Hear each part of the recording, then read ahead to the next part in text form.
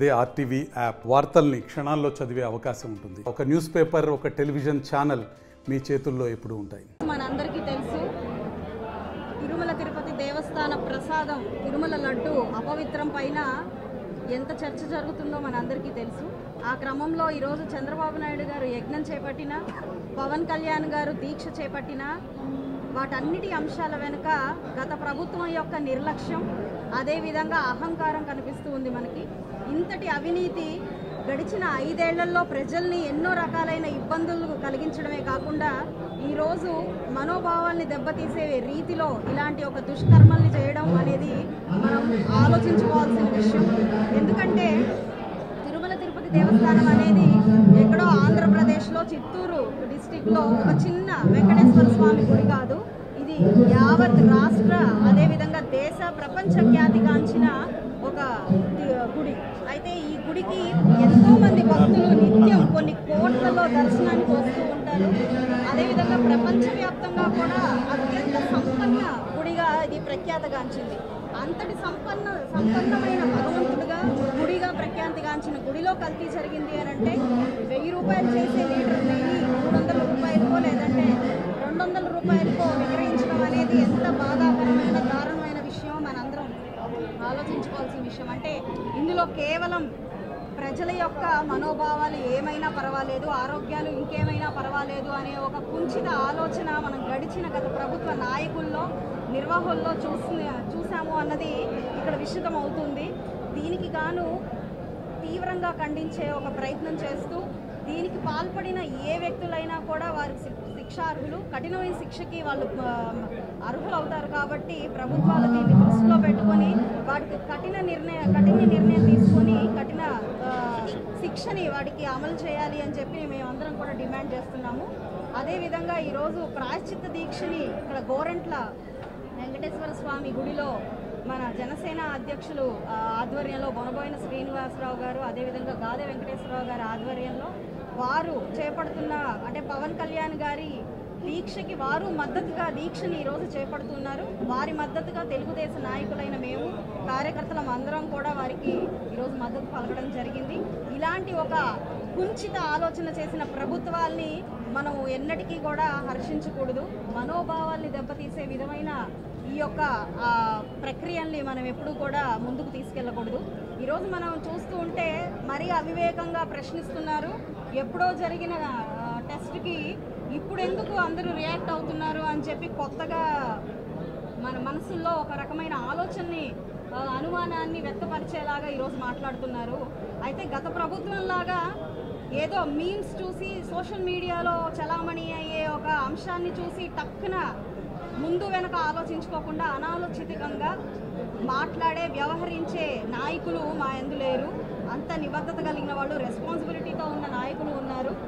ముందు ఇలాంటి ఒక అంశం వస్తుంది అంటే అది మనసులు కొన్ని కోట్ల మంది మనోభావాలు దెబ్బతీసే ఈ అంశాన్ని అంత తేలిగ్గా ఒక మనకి వివరణ రాగానే దాన్ని మనకు దాడి చేసే విధంగా ఉండకూడదు. కాబట్టి దానికి తగినంత సమయం తీసుకొని నిజానిజాలు పూర్తిగా నిర్ధారించుకొని ఈరోజు బయట పెట్టడం జరిగింది. దానికి జరిగిన సమయభావానికి మళ్ళీ అప్పుడెప్పుడో జరిగిన టెస్ట్కి ఇప్పుడు ఎందుకు మాట్లాడుతున్నారు అనే ఒక పిచ్చి ఆలోచనలు, పిచ్చి మాటలు మాట్లాడుతున్నారు. ఇంకా తప్పు చేసి ద్రోహులుగా ఉన్న నాయకులు. కాబట్టి వీరందరినీ కూడా కఠినంగా శిక్షించాల్సిందిగా మేమందరం డిమాండ్ చేస్తున్నాము. ఆ తిరుమల తిరుపతి వెంకటేశ్వర స్వామికి ఒక్కసారైనా దగ్గరగా దర్శించుకుంటే చాలు, ఈ జన్మకి ఇది చాలు అనే ఒక ఆలోచనతో, సెంటిమెంట్తో ఉండే ప్రజలందరము, భక్తులమందరము ఈరోజు ఆ ప్రసాదమే కల్తీ అయ్యింది అని అంటే తీవ్ర మనస్తాపానికి చెందుతున్న క్రమంలో మేమందరం కూడా దీనికి పాల్పడిన ప్రతి ఒక్కరిని ఎట్టి పరిస్థితుల్లో ఉపేక్షించకూడదు. ప్రభుత్వాలు తీవ్రంగా పరిగణించాలి. అదేవిధంగా ప్రజలందరూ కూడా ఒకసారి ఇలాంటి ప్రభుత్వ నాయకుల్ని మనం 5 ఏళ్ళు ఎలా భరించామా అన్నది ఆలోచించుకోవాల్సిందిగా మేము మీడియా పూర్వకంగా కోరుకుంటున్నాం. ప్రపంచంలో ఉన్నటువంటి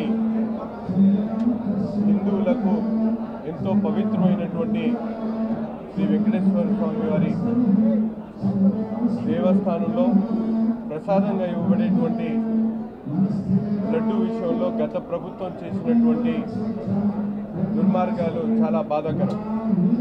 ముఖ్యంగా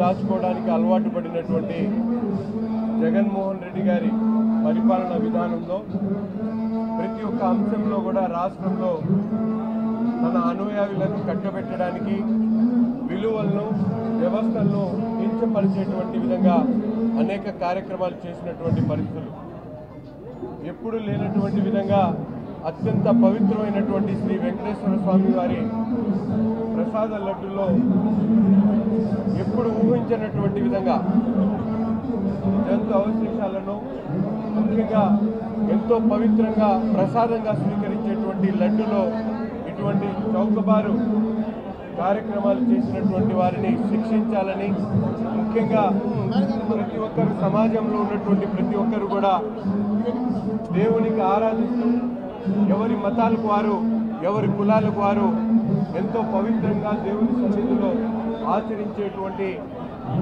ఆచరణను ఈరోజు తిలోదకాలిస్తూ గత ప్రభుత్వం చేసినటువంటి తప్పుకు రాష్ట్రంలో ఉన్నటువంటి సామాన్యుల దగ్గర నుండి అనేక వర్గాలకు సంబంధించినటువంటి ప్రజలందరూ కూడా ఈరోజు అనేక రకాలుగా నిరసన వ్యక్తం చేయడంతో పాటు వారందరూ కూడా ఈరోజు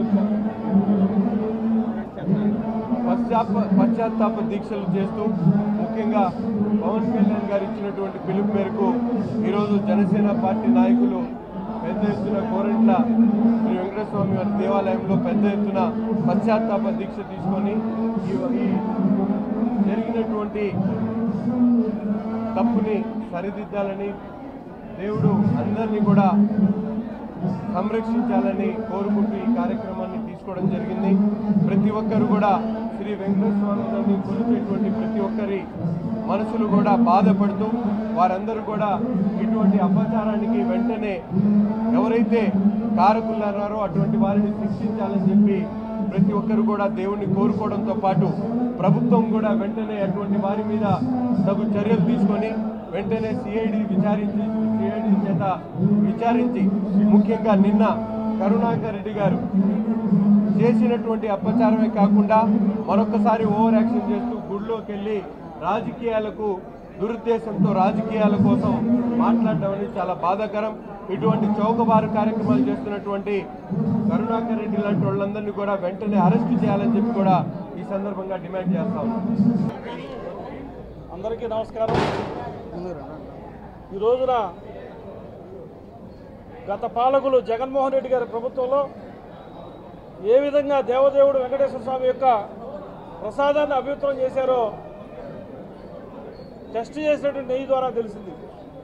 మేము దేవాలయంలో ఆ విషయాన్ని మాట్లాడదలుచుకోలేదు, కానీ అప్పట్లో ఎవరైతే ఆ ప్రసాదాన్ని స్వీకరించారో వారు కూడా అపచారం జరిగినట్టుగా భావిస్తూ ఈ రోజున మా అధ్యక్షులు పవన్ కళ్యాణ్ గారు ఆ అపచారానికి క్షమించమని చెప్పి దేవుడిని వేడుకుంటూ 11 రోజుల పాటు ప్రాయశ్చిత్త దీక్ష తీసుకోవడం జరిగింది. మేము వారికి మద్దతుగా రాష్ట్ర వ్యాప్తంగా జనసేన నాయకులు కానివ్వండి, వీర మహిళలు కానివ్వండి, ప్రజలందరూ కానివ్వండి ఈ రోజున పవన్ కళ్యాణ్ గారికి మద్దతుగా ప్రతి దేవాలయంలో పూజలు చేస్తూ ఉన్నారు. అందరూ కూడా ప్రాయశ్చిత్త దీక్ష చేపడతా ఉన్నారు. గతంలో ఎన్నడూ కూడా దేవదేవుని యొక్క వెంకటేశ్వర స్వామి దేవాలయంలో ఇటువంటి అపచారం ఎప్పుడూ జరగలేదు. చూస్తూ ఉంటే గత ప్రభుత్వం ఎన్ని అపచారాలు చేసింది, ప్రజల్ని ఎన్ని అవమానాలకు గురి చేసింది, ప్రజల చేత ఎన్ని తప్పులు చేయించింది, వాటన్నిటినీ కూడా క్షమించమని వేడుకుంటూ ఈరోజు ప్రాయశ్చిత్త దీక్ష తీసుకుంటా ఉన్నాం.